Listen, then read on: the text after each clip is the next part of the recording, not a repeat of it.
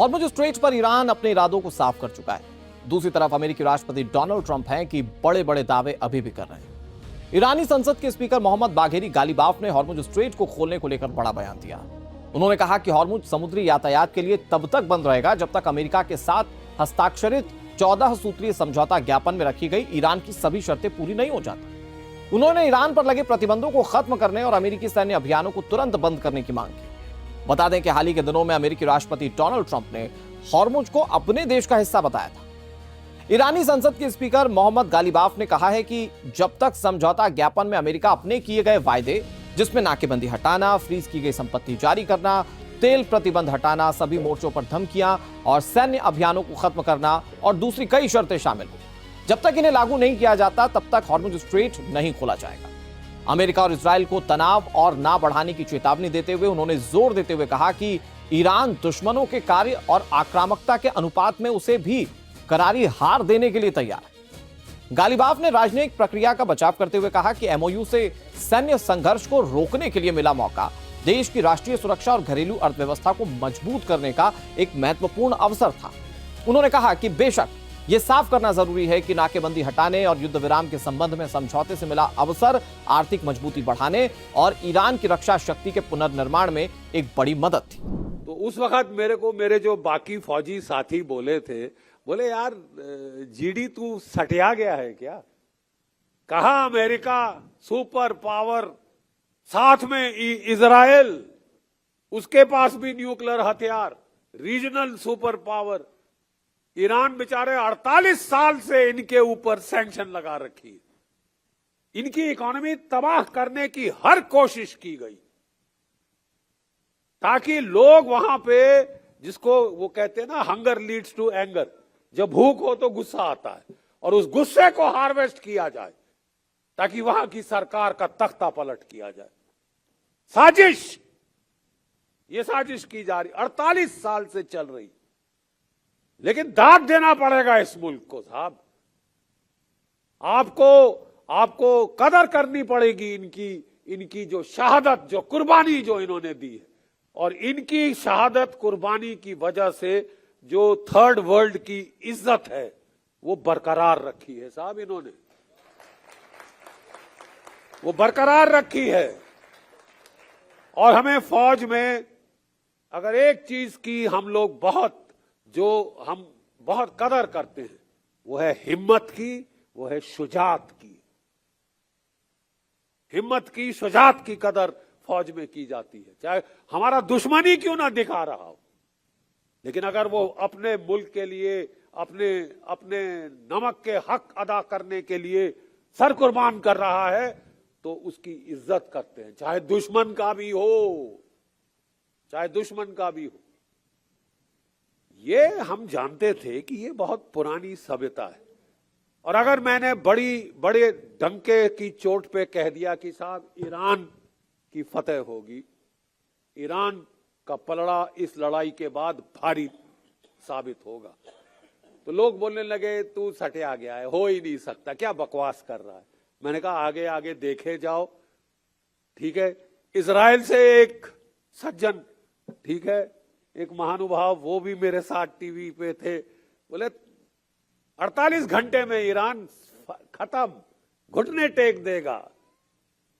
Ayatollah Khomeini साहब को मार डाला, 80 साल की उनकी बेचारी बेगम को मार डाला तुमने, उनके बेटे, उनकी बेटी, उनकी बहू को मार डाला। मेरी भी बहू यहां बैठी है, इसका लड़ाई से क्या सरोकार?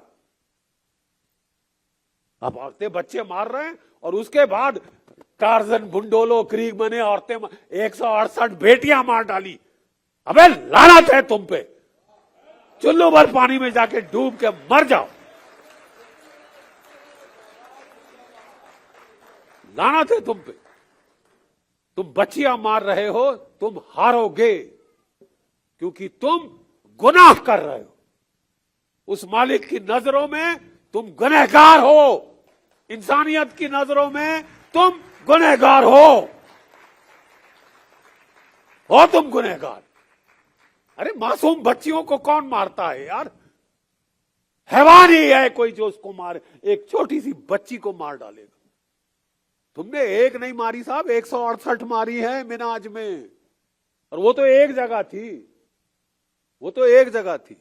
मैं आज आपको इस जंग के कुछ जो नुक्ते हैं वो समझाना चाहता हूं एक फौजी अफसर के तौर पे। ठीक है साहब, जब ये लड़ाई शुरू हुई मैंने किस बुनियाद पे कहा कि अमेरिका नहीं जीत सकता?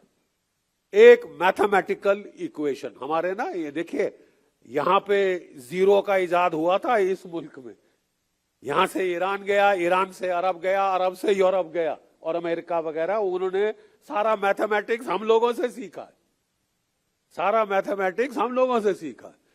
तो मैंने कहा साहब, जब अमेरिका ने इराक पे हमला किया था, इराक ईरान से 1/4 गुना छोटा है। इराक सपाट समतल रेगिस्तान है, वहां कहीं भी लेके टैंक लेके चढ़ जाओ।